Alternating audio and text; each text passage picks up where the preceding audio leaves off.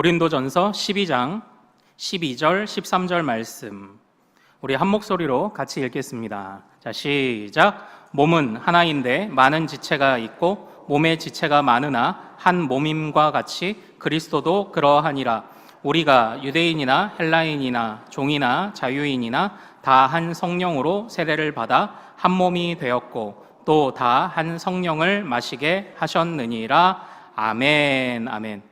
자, 오늘 우리가 함께 읽은 이 말씀을 통해서요, 성령의 역사, 오직 그리스도를 위하여라는 제목으로 은혜를 같이 나누도록 하겠습니다. 사랑하는 여러분, 오늘 성령 강림 주일입니다. 또 오늘 우리가 성령님에 관하여 지난주부터 다시 말씀을 나누고 배우고 있는데요, 오늘 우리에게 주시는 이 말씀을 통해서 우리에게 또 성령님을 바로 알고 바라보며 기대하는, 그리고 또 그분의 역사를 통하여 하나됨의 은혜가 있는 거룩한 주일 되기를 소망합니다. 사랑하는 여러분, 오래전에 제가 몇 번 소개해 드린 적이 있는 이 이름을 아마 들어보신 적이 있을 겁니다. 아우구스티누스라는 이분의 이야기를 잠깐 드리고 싶습니다. 이분은 초대교회가 세워지고 사도들 다음에 활동했던 그런 분들을 교부라고 합니다. 교회의 아버지다. 이래서 교부라고 하는데, 그 교부들 중에 대표적인 분이 바로 이 아우구스티누스예요. 우리에게는 대표적인 책이 알려져 있죠. 고백록이라는 것이 알려져 있습니다. 여러분들 읽어보신 분도 계실 텐데 사실 수월한 책은 아닙니다. 이 고백록이 그냥 자신의 죄를 고백하는 이야기가 아니라 왜 이것이 죄인가를 고백하는 하나님 앞에서의 자신의 모든 신학을 다 담고 있는 그런 책이에요. 그래서 자신의 신학을 총망라하여 나는 하나님 앞에 이러한 죄인입니다. 그러나 은혜가 있고 소망이 있습니다를 고백하는, 어쨌든 그런 책을 쓰신 분이 아우구스티누스예요. 이 아우구스티누스 선생님, 또는 어거스틴이라고도 하는데요, 이 아우구스티누스 선생님이 어느 날 바닷가를 걷고 있었습니다. 그런데 몇 명의 아이들이 모래사장에 큰 웅덩이를 파놓고 바닷물을 퍼다가 연신 거기에 붓고 있는 거예요. 그래서 아이들이 이제 재밌게 놀잖아요. 그래서 호기심에 이 아우구스티누스 선생님이 가셔서 아이들에게 이렇게 물어봤습니다.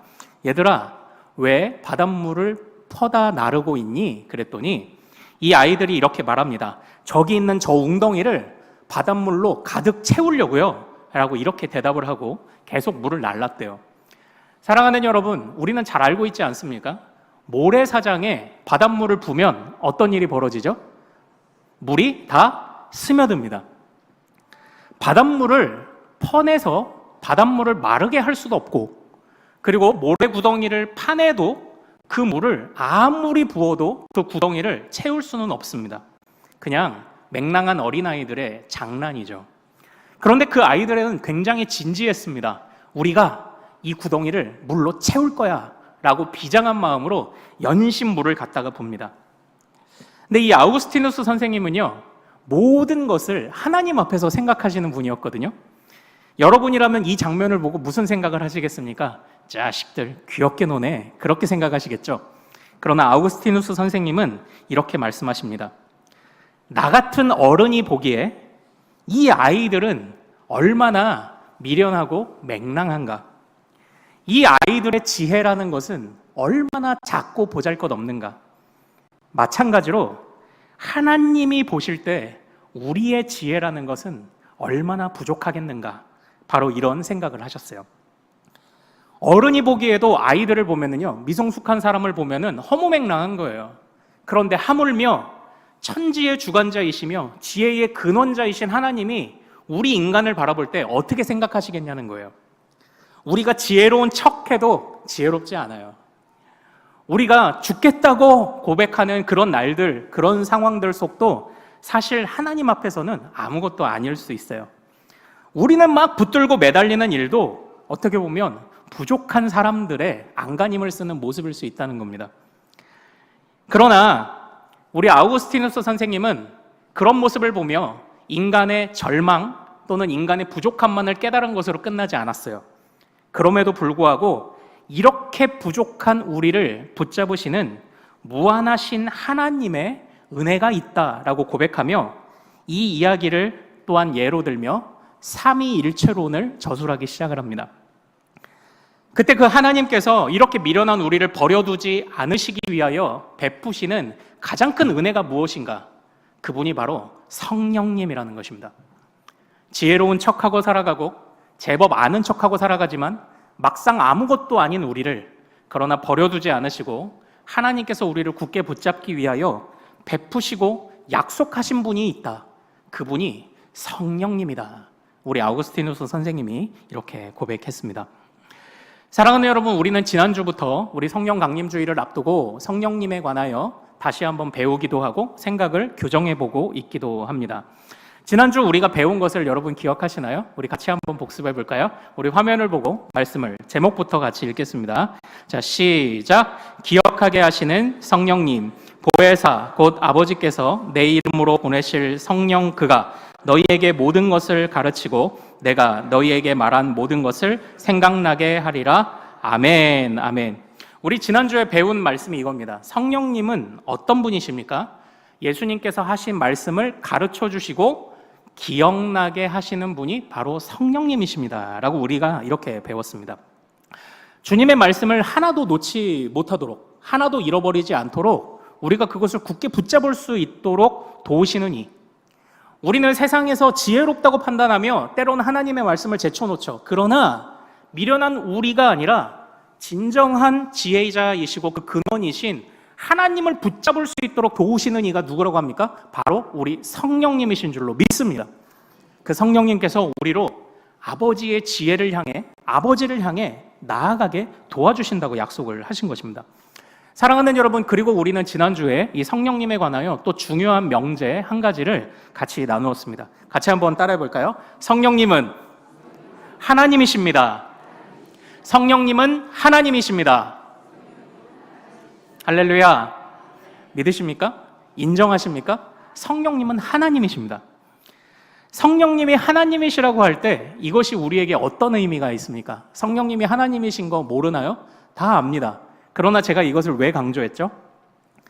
성령님이 하나님이시라고 할 때 우리는 성령 충만함을 받아야 합니다. 또는 성령 세례를 받아야 됩니다라는 말을 듣습니다. 사실 성령 세례와 성령 충만이 어떻게 다른지는 제가 나중에 기회가 되면 다시 말씀을 드릴 때가 있을 거예요. 어쨌든 성령 충만함을 어떻게 받는가라는 질문을 받으면 우리는 생각보다 좀 까다롭다고 생각을 합니다. 무언가 특별한 계기가 있어야 된다고 생각을 해요. 그러나 성령님이 하나님이시다라는 것을 생각해 볼 때 질문이 바뀐다고 했죠. 하나님을 어떻게 경험하고 만날 수 있습니까? 하나님은 어떻게 역사하십니까? 어떻게 역사하시죠? 바로 예배하고 말씀을 사랑하며 기도하고 찬양하는 그냥 그 자리에서 하나님이 찾아오시며 역사하시는 것 아닙니까? 그러므로 성령님은 하나님이시라고 할 때 성령님은 우리에게 주님의 말씀을 생각나게 하십니다. 그리고 성령님은 우리에게 찾아오셔서 특별한 순간만이 아니라 우리가 주님을 붙잡기 위하여 믿음의 고백을 하는 모든 순간에 찾아오셔서 성령님은 역사하시고 또한 성령님은 성령의 충만함을 주십니다. 우리가 지난주에 이것을 배웠어요. 물론 때로 우리는 불길 같은 주성령, 이 불길이라는 표현에 관해서는 저도 할 말이 많습니다. 이 불길 같은 주성령이라는 찬양의 가사를 우리가 잠깐 살펴봤어요. 내 영혼의 소원을 만족하게 하소서, 어떤 뜨거움을 주소서, 또는 간절한 기도를 드릴 때 습관처럼 이 찬양을 부르며 박수치며 뜨겁게 나아가지만 그때의 내 영혼의 소원과 만족은 무엇이라고 했죠? 내가 원하는 일이 아닙니다. 사탄의 욕망을 멸절시켜 달라는 것이 우리의 소망이다라는 것이 바로 그 찬양 본래 작사가의 고백이었어요. 그러므로 성령님은요, 우리를 항상 주님께로 인도하시는 분이시죠. 자, 그런데 사랑하는 여러분, 우리가 이렇게 성령님에 관해서 제가 이 성령님에 관한 오해를 조금만 더 말씀드릴게요. 이 성령님에 관해서 오해하게 되는 대표적인 이유는 사실 사도행전 2장 오순절 사건에 관한 기록 때문일 가능성이 큽니다. 그때에 급하고 강한 바람 같은 소리가 있었대요. 그 온 집에 그런 것이 가득했답니다. 그리고 또 눈에 보이기를 무엇이 갈라지는 것처럼 보였죠? 불에 혀처럼 갈라지는 것이 보였다라는 이 사도행전 2장의 기록 때문에 우리는 이 성령님을 굉장히 강하고 그리고 뜨겁게 임하시는 또 게다가 이 사건 뒤에 성도들에게 무엇이 나타났죠? 방언이라는 것이 나타나기 시작하거든요. 그래서 이제 특별히 오순절 교단, 순복음교회 같은 경우는 성령 세례를 또는 성령 충만을 받았느냐의 표를 방언을 하느냐 못하느냐, 심지어는 구원 받았느냐 아니냐를 그것 가지고도 이제 판단하는 바로 그런 경우도 있었습니다. 요즘은 조금 바뀌는 것 같기는 합니다. 자, 그런데 사랑하는 여러분, 우리가 성령이 급하고 강한 바람 같다, 불의 혀처럼 갈라진다, 여기서 우리가 주목해서 보아야 하는 표현이 하나 등장합니다. 우리가 놓쳤던 게 있어요. 성령은 강한 바람 같대요. 성령은 불의 혀처럼 갈라지는 듯이 임하셨답니다. 그럼 대부분 우리는 강한 바람을 생각하고 불의 혀를 생각합니다. 그런데 우리가 놓치고 있는 표현이 뭔지 아세요? 강한 바람 강한 바람인데 강한 바람 같고 불의 혀가 아니라 불의 혀처럼 갈라졌다. 우리는 요 같다처럼을 자꾸 놓쳐요. 이 불의 혀처럼 갈라졌다, 강한 바람 같다, 이것은 무엇입니까? 강한 바람이나 불의 혀는 성령님에 관한 모습의 전부가 아니라는 겁니다. 본질이 아니라는 겁니다. 자, 성령님은 하나님이십니다. 이것은 성령님의 본질이에요. 그러나 우리는 절대로 성령님은 하나님 같습니다라고 표현하지 않아요. 그건 본질이 아니기 때문이에요. 그렇게 표현하는 것은 옳지 않기 때문이에요. 본질을 표현할 땐 성령님은 하나님이십니다라고 표현해요. 그러나 성경은 성령님은 강한 바람입니다라고 표현하지 않았어요. 성령님은 불의 혀입니다라고 표현하지 않았어요. 강한 바람처럼 나타나셨고 불의 혀처럼 나타나셨습니다, 이렇게 표현하고 있어요. 우리는 이것에 관한 중요한 가르침을 또 어디서 보았냐면 예수님이 세례 받으실 때에 성령이 무엇과 같이 임하셨죠? 비둘기와 같이 임하셨다. 여기에서도 성경은 정확하게 기록합니다. 비둘기로 임하셨다. 그러면 저는 오늘 새벽에 나올 때 몇 마리의 비둘기와 몇 마리의 까마귀를 목격했습니다. 그럼 저 오다가 하나님, 성령님 만난 건가요? 성령님은 비둘기이시다. 성경은 이렇게 표현하고 있지 않습니다. 그것은 성령님의 본질이 아니기 때문이에요. 성령님은 비둘기 같이 임하셨다, 비둘기처럼 임하셨다라고 해요. 이 말씀을 한번 잘 생각해 보십시오. 비둘기가 요란한가요? 예수님이 세례 받으실 때에 하늘에서 비둘기처럼 임하시는 성령님이 불의 혀처럼 예수님을 휘리릭 감았습니까? 아니요, 그러지 않으셨거든요. 그렇기 때문에 비둘기처럼이라고 얘기하고 불의 혀처럼이라고 얘기하는 겁니다. 이것은 상황에 따라 성령님이 이렇게도 나타나실 수 있고 저렇게도 나타나실 수 있다고 말씀을 하시는 겁니다. 성령은 예수님에게 왜 비둘기처럼 나타나셨을까요? 온 땅에 평화를 이루실 예수님의 사역을 전망하며 기대하고 있기에 그에 합당한 능력으로 임하신 성령이 비둘기처럼 임하셨어요. 그러면 오순절 다락방에서 왜 사람들에게 불의 혀처럼 그리고 강한 바람처럼 임하셨을까요? 예수님이 부활하신 이후에 예수님의 부름받은 제자들은 바로 복음을 전해야 하는 자들로 부름을 받았습니다. 그래서 우리가 이 불의 혀라는 표현을 잘 생각해 보세요. 혀라는 것이 그냥 말 그대로 이 혀만을 말하지 않아요. 여러분들 모국어라고 하죠. 나는 한국말이 모국어야, 우리 엄마 말이야, 이런 뜻이잖아요. 이 모국어가 영어로 뭐죠? 바로 마더텅입니다. 마더텅. 엄마의 혀라는 거죠, 직역하면.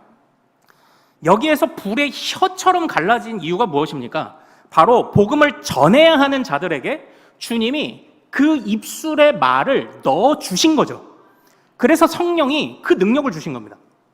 평화를 선포하며 이루셔야 하는 예수님에게는 비둘기와 같이, 그리고 복음을 무슨 일이 있어도 타협하지 않고 전파해야 하는 자들에게는 불의 혀와 같은 은혜로 성령님이 임하신 것이죠.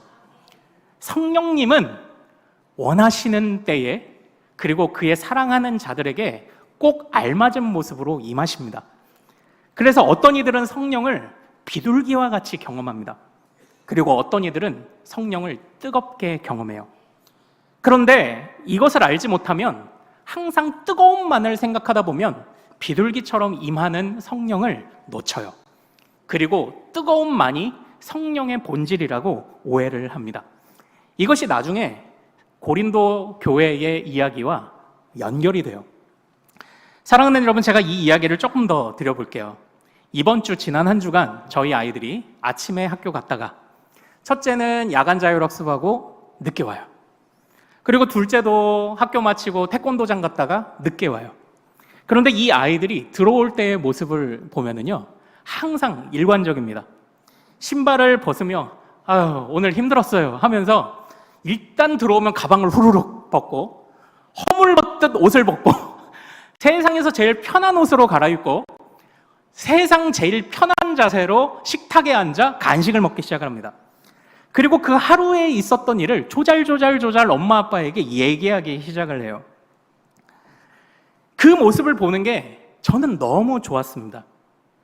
이 아이들이 엄마 아빠를 이렇게 생각하는구나. 이 아이들에게 집은 편안한 곳이구나.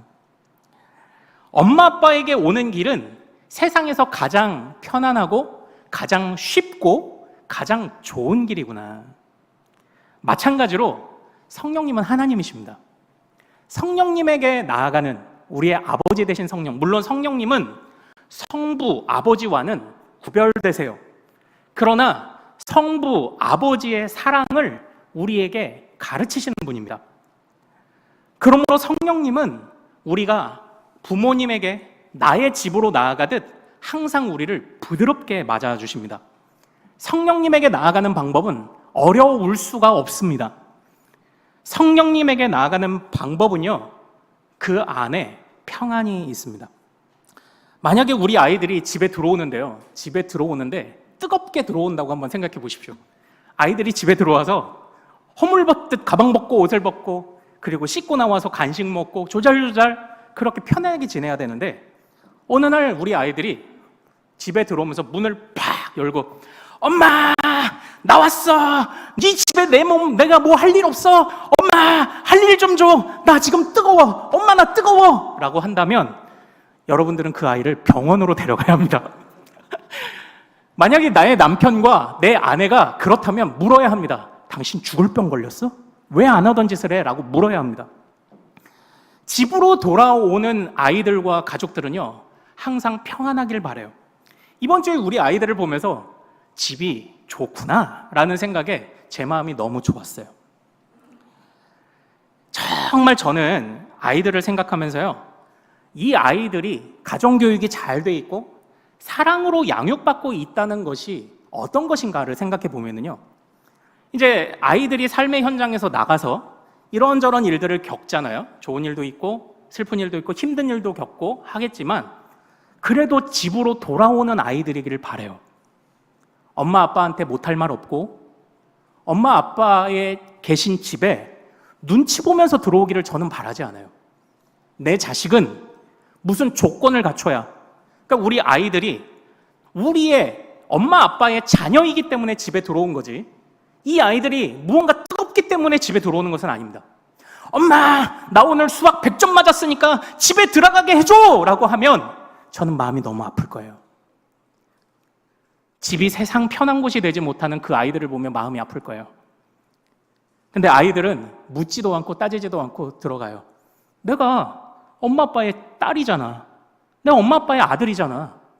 내가 집에 들어갈 수 있지. 바로 그겁니다. 우리는 하나님께 나아가는 것이 어려워서는 안 됩니다. 세상 제일 쉬운 것은 아버지께로 나아가는 길이어야 합니다. 마찬가지로 성령님께 나아가며 성령님의 은혜를 구하는 일도 어려울 수가 없습니다. 그러나 우린 자꾸 오해합니다. 자꾸 오해를 해요. 사랑하는 여러분, 때로는 열정이 필요한 순간도 있을 겁니다. 그리고 때로는 비둘기와 같은 온유함이 필요한 순간도 있을 거예요. 그러나 그때에 맞춰서 구하십시오. 만약 우리가 용기가 필요하다면 어떻게 기도해야 합니까? 성령님, 여호수아와 같은 용기로 임하여 주옵소서. 만약에 성령님, 여호수아로 임하소서 이러면 오류죠. 여호수아의 용기는 성령님의 본질은 아닙니다. 여호수아와 같은 용기를 주소서. 그럼 용기가 필요할 땐 그렇게 구하십시오. 또 때로는 성령님, 정말 예수님처럼 사랑을 주소서라고 한다면 그때 그렇게 구하십시오. 우리는 우리의 상황에 맞게 성령께서 꼭 역사하실 것이라는 그 믿음 하나만 가지면 됩니다. 그래서 뜨거운 것을 구하여야 할 때는 뜨겁게, 또는 잠잠하며 때로는 잔잔한 것을 구해야 될 때는 잠잠한 채로 나아가도 바로 성령께서 역사하시는 줄로 믿습니다. 사랑하는 여러분, 이러다 보면요, 사실 이것이 이제 우리의 삶도 그리고 예배도 평가하는 중요한 기준이 되기도 해요. 이제 우리는요, 이게 대부분 이 성령 충만이라는 것이 이제 기도원 문화라는 것과 많이 연결되어 있고, 또 요즘 이 젊은 우리 자녀들에게는 찬양 집회라는 문화와 많이 연결되어 있는 것 같습니다. 무언가 뜨거워야 하고 무언가 열광적이어야 한다고 생각을 합니다. 이전에 EBS에서 굉장히 재미난 심리 실험을 하나 한 적이 있었어요. 두 부류의 사람들을 데려다가 한 부류의 사람들에게는 희망, 용기, 성공 이런 단어들을 보여줘요. 그리고 그 다음 부류의 사람들에게는 실패, 고난, 좌절, 낙심 이런 단어를 보여줘요. 그리고 어떤 생각이 드는지를 이야기를 나누도록 했습니다. 그러나 근데 이 실험은요, 사실 이런 단어를 마주할 때 어떤 느낌이 드냐를 아는 것이 이 실험의 목적이 아니었어요. 사람들에게 숨겨놓은 목적이 있었는데, 희망, 용기, 성공이라는 단어를 접한 사람이 실험실 문을 열고 대기 장소로 나갈 때 그 걸음걸이, 그러니까 한 30m 정도 되는 그 걸음을 몇 초에 걷는지를 체크하는 게 일단 이 실험의 본래 목적이었던 거예요.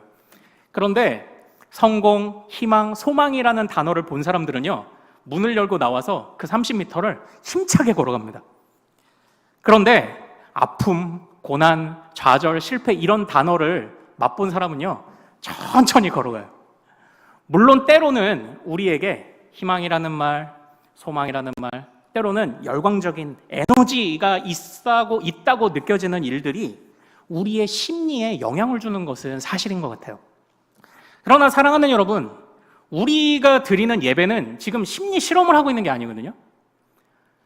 우리가 예배를 판단하거나 아니면 나의 인생을 판단할 때 나는 뜨겁지 않아, 우리 예배는 뜨겁지 않아 라고 판단할 때 물론 참고하며 들어야 하는 부분들이 있겠지만 그 안에 우리는 단순히 뜨겁냐 아니냐를 성령의 임재로 판단할 수 있는 기준으로 삼아서는 안 된다는 것을 생각해야만 합니다. 우리는 하나님께서 우리에게 허락하신 성령이 예수님의 모든 말을 기억하게 하시고 생각나게 하시고 우리 안에 있는 사탄의 욕망을 벗어버릴 수 있도록 싸워야 하겠다는 그런 다짐을 주신다면 그 예배가 잠잠하든 아니면 요란하든 그것과 상관없이 우리는 성령께서 우리에게 말씀을 주셨는가, 기억나게 하셨는가를 가지고 판단해야 합니다. 사랑하는 여러분, 저는요, 우리 아이들이 집에서 힘 자랑하기를 바라지 않아요. 나가서 힘있게 살기를 바라요. 근데 우리 아이들은 밖에 나가서 어떻게 해야 힘있게 살 수 있을까요? 아이들이 집에서 엄마 나 힘나, 엄마 나 지금 내보내줘, 이렇게 나가는 아이는 없습니다. 그렇게 나가는 아이는 없어요. 우리 자녀들은 어떨 때 힘을 내어 세상을 살아갑니까? 내가 실패해도, 내가 넘어져도 다시 돌아갈 집이 있지. 얘야 괜찮아, 가서 한번 해봐. 그리고 힘들어도 괜찮아, 돌아와. 엄마 아빠 그냥 여기 있을 거야. 엄마 아빠 그냥 여기 있을 거야. 얘들아 가서 해봐. 그리고 돌아오면 돼. 저는 이 안정감에서 힘이 나온다고 생각합니다. 집에서 힘 자랑한다고 밖에서 힘 있지 않아요. 집에서 힘 자랑하시는 분들이 밖에서 연약할 가능성이 더 큽니다. 밖에서 연약하니까 집에서 힘 자랑을 합니다. 그러나 우리 아이들이 집에서 안정감을 느끼면요, 요란하지 않아도 돼요. 그래도 내가 그래도 돌아갈 집이 있지. 엄마 아빠가 나를 맞아주겠지. 때로 엄마 아빠가 나를 책망도 하고 가르쳐주기도 하시겠지만 나 잘 되려고 하는 거겠지. 그 엄마 아빠에 대한 신뢰가 있을 때 아이들은 삶의 현장에서 힘을 냅니다. 주님이 우리에게 바라시는 것이 그거 아닌가요? 얘들아, 나 여기 있다. 나 여기 그대로 있을 거야. 언제든지 불러라. 아버지, 도와줘요. 언제든지 불러라. 나 여기 있다. 아버지, 도와줘요. 그러지 않아도 돼. 아버지, 도와줘요. 삼위 하나님, 도와주세요. 그 말 한마디면 되는 거 아닙니까? 이 안정감이라는 것은 뜨거움에서 나오지 않습니다. 하나님을 향한 신뢰에서 나오죠. 내 아빠와 엄마를 보면서 항상 아빠, 나 여기 있어. 엄마, 나 내보내줘. 거기서 힘이 나지 않아요. 아빠, 나 항상 맞아줄 거지? 나 먹여 살려줄 거지? 엄마, 나 그러다 안아줄 거지? 그 마음에서 아이들이 세상을 살아갈 힘이 나와요. 우리의 신앙은 다르지 않습니다. 주님은 우리를 가족으로 부르셨습니다. 아버지이시고 자녀입니다. 뜨거운 것이 필요할 땐 구하세요. 그러나 평화로운 주님의 역사 또한 외면하지 않으시기를 소망합니다. 우리의 힘은 뜨겁고 강렬하고 요란해서 나는 것이 아닙니다. 하나님이 그 자리에 계십니다. 하나님이 나와 함께 하십니다. 거기서 우리가 살아갈 소망과 힘이 나오는 줄로 믿습니다. 그 일을 위해 성령이 역사하시는 거예요. 그리스도께서 우리에게 주신 말씀이 뭐예요? 내가 너와 함께 한다. 나 너 위에 죽으러 왔다. 그런데 죽음으로 끝나지 않는다. 나는 부활하여 무덤을 열고 살아날 것이고 너희 성도들도 그렇다. 내가 너를 기억한다. 내가 너와 함께한다. 그 말씀을 생각나게 하시는 이가 우리 성령님이신 줄로 믿습니다. 그 성령이 우리에게 평화를 주시는 그 은혜가 거기에서 나오는 거예요. 주님의 약속의 말씀에서 나오는 것입니다. 사랑하는 여러분, 그러므로 우리는 이런 관점에서 성령 충만이 무엇인지를 특별히 오늘 고린도 전서를 통해서도 다시 한번 생각해 봐야 할 필요가 있습니다. 시간이 많이 지나서 오늘 많이 보지는 못하겠지만요. 신약 성경을 볼 때에 성령이라는 말이 참 많이 등장합니다. 기회가 되면 구약의 성령도 우리가 같이 좀 나눌 수 있는 기회가 있을 겁니다. 그런데 신약 성경 가운데, 신약 27권 가운데 성령이라는 표현이 제일 많이 등장하는 곳이 어딜까요? 우리 화면을 보고 같이 한번 살펴보죠. 누가복음에서는 16번 등장해요. 사도행전은 52번이 등장합니다. 이 누가복음과 사도행전을 같이 썼죠. 이게 전편과 후편 같은 느낌이에요. 누가는 성령에 관심이 많아요. 그래서 다른 복음서보다도 성령을 더 많이 언급합니다. 그리고 갈라디아서도 많이 나와요. 에베소서, 요한계시록도 많이 나와요. 그리고 못지않게 많이 나오는 데가 고린도전서예요. 이게 한글 성경 기준인데 이제 우리가 나중에 성령님에 관해서 제대로 이해하고 싶을 때면 이제 요 성경들을 우리가 연구해 보면 되는 거예요. 그래서 성경 연구를 이렇게 해보는 겁니다. 이렇게 호기심을 자극하고 성령님에 관해서 알고 싶어. 나 누가복음, 사도행전, 고린도전서 쭉쭉쭉 공부해 봐야지. 이렇게 가면 되는 거예요. 그런데 이 고린도전서를 한번 보십시오. 16장 분량인데 16회가 등장해요. 거의 한 장에 하나씩 이 성령이 등장합니다. 근데 재밌는 것은 그렇다고 1장에 한 번, 2장에 한 번 이렇게 안 나와요. 화면 내려주세요. 이 고린도전서 총 16장의 분량 중에서 우선 2장에서 성령이 무려 5번이 언급됩니다.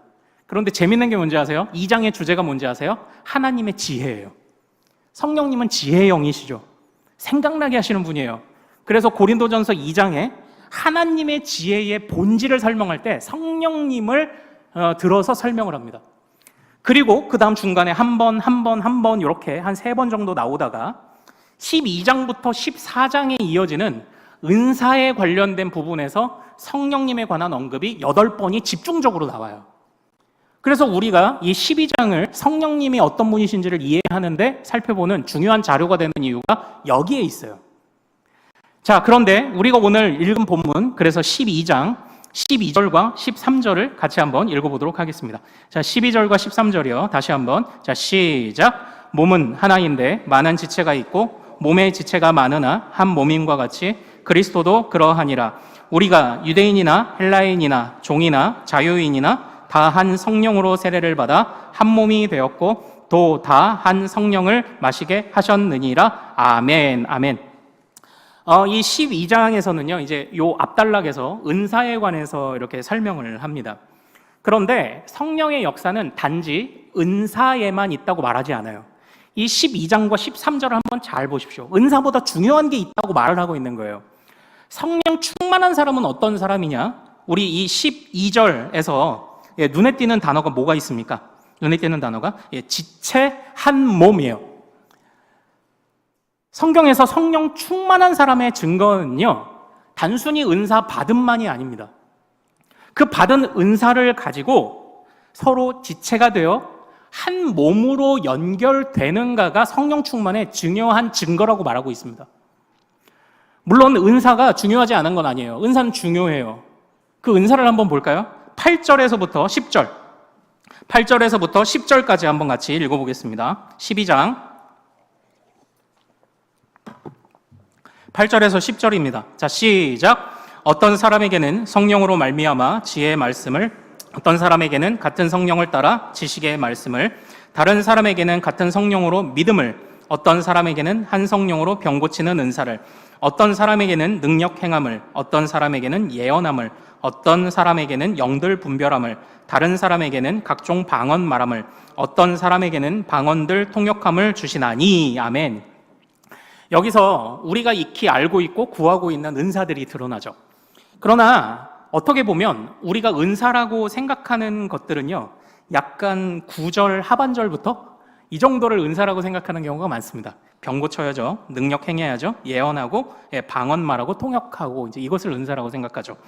그러나 이 은사의 8절부터 9절까지 이어지는 목록을 잘 보십시오. 사실 이 은사의 목록은 모든 은사의 전부는 아닙니다. 다른 본문들을 보면 은사가 또 나열되어 있는 부분이 있어요. 그러나 특별히 이 고린도 교회가 어떤 교회였죠? 은사를 받았지만 혼란한 교회였잖아요. 그 교회를 바라보며 사도 바울 선생님이 은사를 표현할 때 지금 8절부터 10절까지의 순서로 표현한 이유가 있어요. 그게 뭐냐면 여기에 가장 중요한 은사가 뭐라고요? 지혜의 말씀을, 지식의 말씀을, 그리고 믿음을 이에요. 이것이 무엇이냐면 이후에 나타나는 병 고치는 또는 능력, 예언, 방언, 또 통역이라는 은사는 각자에게 그냥 적당한 분량으로 하나님이 그렇게 쓰시기를 원하는 자에게 주실 수 있어요. 그러나 지혜의 말씀, 지식의 말씀, 믿음이라는 은사는 이게 어느 누구를 막론하든지 모두가 받아야 하고 구해야 하는 은사인 줄로 믿습니다. 이게 1번이에요. 지금 이것은 은사의 나름 중요성의 순서입니다. 무엇이 중요할까요?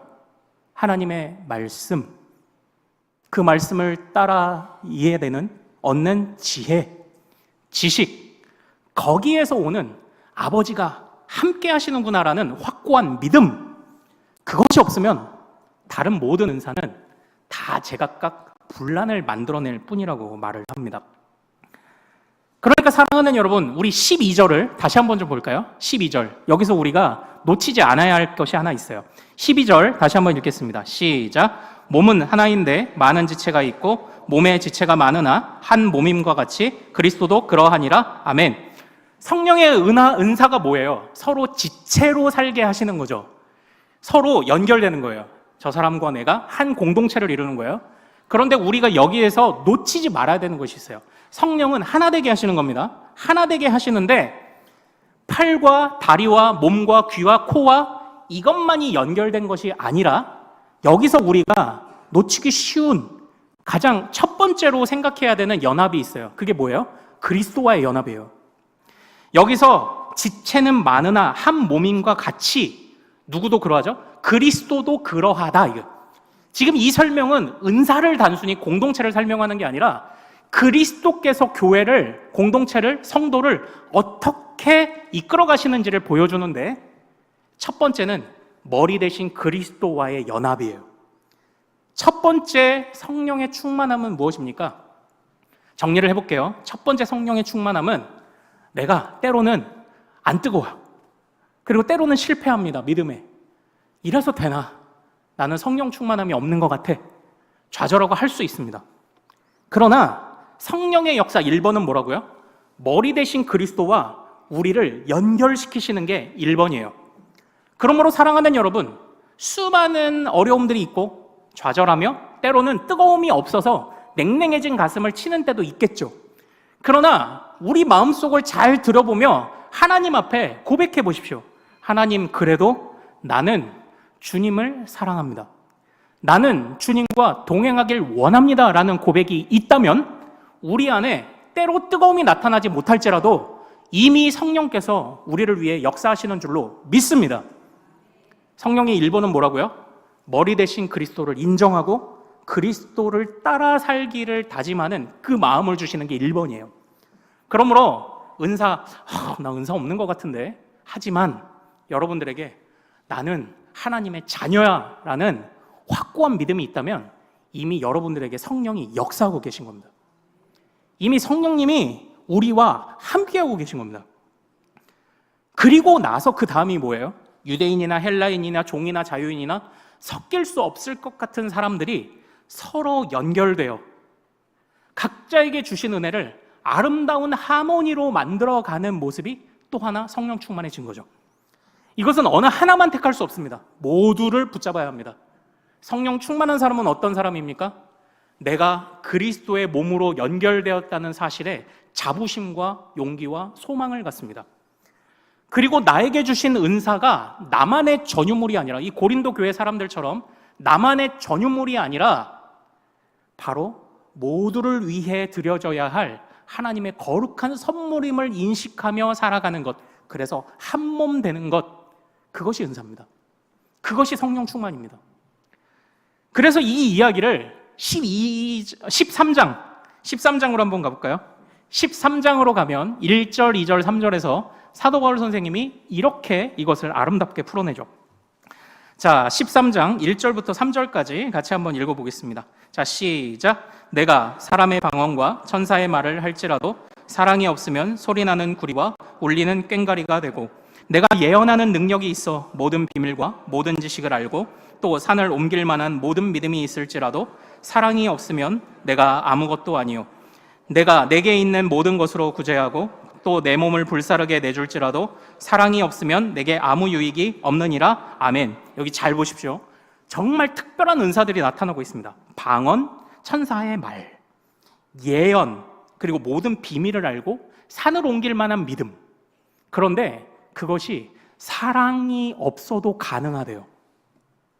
이 은사들이 나타날 수 있대요. 그러나 사랑이 없으면 이 뭐예요? 은사가 나타나도 사랑이 없으면, 이걸 반대로 생각하면 그리스도를 향한, 그리고 지체를 향한 사랑이 없어도 은사는 가능합니다. 얼마든지 할 수 있습니다.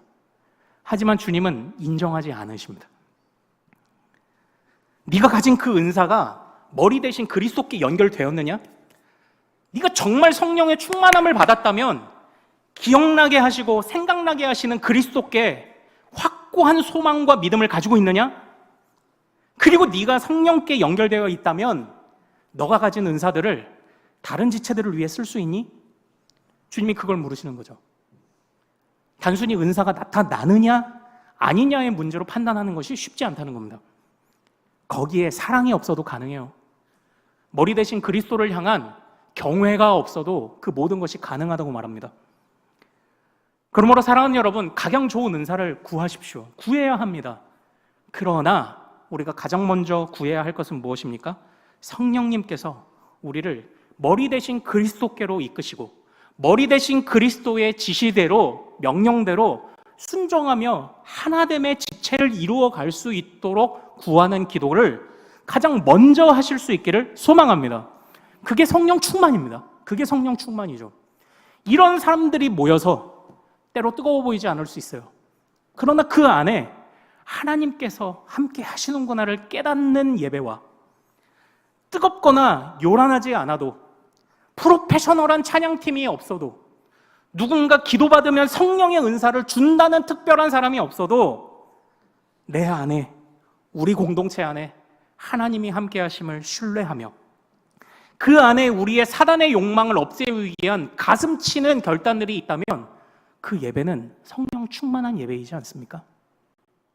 하나님의 말씀이 선포되고 그 말씀 앞에 아멘하며 또한 우리의 삶 속에서도 그 말씀을 묵상하고 오늘 나에게 주신 모든 말씀이 다 나에게 필요한 말씀이라고 고백하며 하나님 함께하고 계시죠. 하나님 주님이 도와주세요. 그 한마디를 기도로 내뱉을 수 있는 모든 자에게 성령님이 강하게 역사하실 줄 믿습니다. 그 강함은 때로는 비둘기처럼 나타납니다. 그 강함은 때로 불의 혀처럼 나타날 수도 있습니다. 하나님이 가장 좋은 것을 적절하게 주실 거예요. 왜 그렇습니까? 자기 은사만을 고린도 교회처럼 자랑하는 사람들은 결국 뭐가 없었던 거예요? 우리가 마태복음에서 배웠던 자기 십자가를 지는 것이 없었던 겁니다. 그냥 자기를 짊어지고 사는 사람이지 십자가를 짊어진 것이 아니기 때문이에요. 사실 자기 십자가를 진다는 것을 우리는 마태복음에서 어떻게 배웠죠? 바로 주님의 모든 말씀에 순종할 수 있느냐?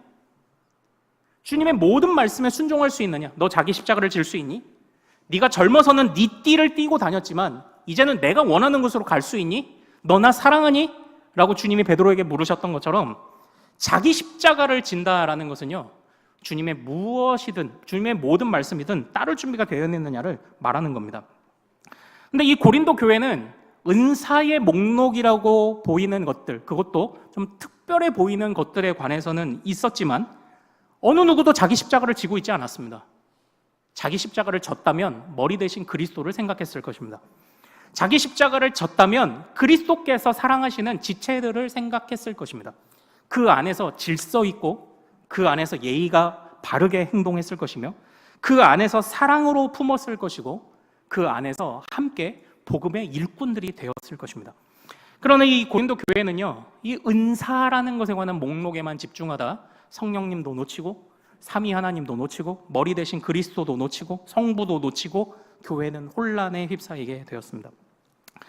사랑하는 여러분, 사실 이제 시간이 좀 많이 갔죠. 우리 교회는 어떤가요? 우리 교회는 우리가 바라볼 때 각양 은사가 있으신 분들은 이 은사에 관해 없는 분들이 일하는 모습을 보면 못 참아요. 좀 힘들 수 있습니다. 애미야, 오늘은 국이 짜다. 오늘 왜 이렇게 싱겁냐? 그럴 수도 있습니다. 아, 왜 저렇게 해야지? 물론 그 맡은 자들이 충성하며 노력해야 할 때도 분명 필요해요. 그 주님이 맡기신, 교회 안에 맡기신 역할을 감당하기 위하여 애를 써야 하는 것은 분명합니다.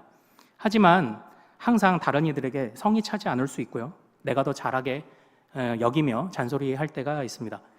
그럴 때면요, 그 잔소리보다는 조언을 하시고요, 그 조언만 하지 마시고 오셔서 도와주세요. 에이, 오늘 왜 국이 이렇게 짜? 그러면 다음 주 토요일에 나오셔서 국을 같이 끓여주시면 됩니다. 그게 지체되는 거잖아요. 왜 저렇게 하지?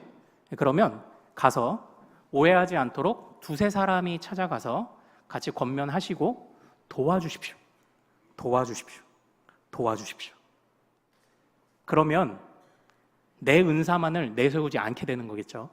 아, 이분이 하나됨을 위해서 나에게 권면하는구나, 그렇게 생각하지 않겠습니까?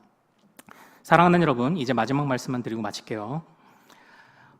청교도이셨던 조나단 에드워즈 목사님께서 그 청교도 시대에 워낙 많은 뜨거운 부흥이라는 것이 일어나다 보니까요, 때로는 이 부흥이 정말 하나님이 주신 부흥인지를 좀 분별해야 되는 순간들도 있었다고요. 그래서 이 조나단 에드워즈 목사님이 참된 성령의 역사를 어떻게 분별할 수 있을지 5가지로 기준을 세워놓으신 것이 있더라고요. 우리가 그걸 같이 읽고 설교를 마치겠습니다. 우리 화면을 같이 볼까요? 네. 자, 같이 5가지 읽어보겠습니다. 시작. 참된 성령은 예수 그리스도를 높입니다. 참된 성령은 성경의 권위를 높입니다. 참된 성령은 죄와 사탄의 왕국과 맞서 싸웁니다. 참된 성령은 진리의 영으로 역사합니다. 참된 성령은 사랑의 영으로 역사합니다. 아멘. 오늘 설교의 요약이 여기 다 있는 거예요. 이걸 기억하십시오. 그러므로 내가 성령이 동행하지 않는가라고 의심할 필요도 없고, 그리고 성령님의 충만함을 어렵게 생각할 필요도 없습니다. 성령은 우리를 그리스도로 이끄십니다. 그리스도로 이끌어 머리 대신 그리스도께 순종하게 하시며 한 몸을 이루어 살아가게 하십니다. 사랑하는 여러분, 주님께서 우리를 아무쪼록 지혜롭게 하시고 또한 성령으로 도와주셔서 그렇게 정말 그리스도의 좋은 몸으로 지체로 살아가는 우리들을 주님이 도우시고 붙잡아 주실 줄 믿습니다. 그리스도를 위하여, 그리스도를 향하여 성령의 충만함을 구하는 우리 모든 가족들 되기를 소망합니다. 자, 우리 같이 좀 찬양하고 기도할 텐데요. 성령 하면은 정말 불길 같은 성신여 할 수도 있겠지만 오늘 찬양 가사를 잘 보십시오.